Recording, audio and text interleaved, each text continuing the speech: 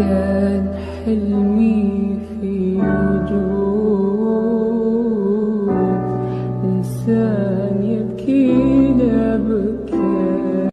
Ayniqsa mana shu so'kinishlar, yoshlar ehtiyot bo'ling. Payg'ambar alayhissalatu vasallam aytdilarki, "Sibabul muslimi fusuqun" dedilar.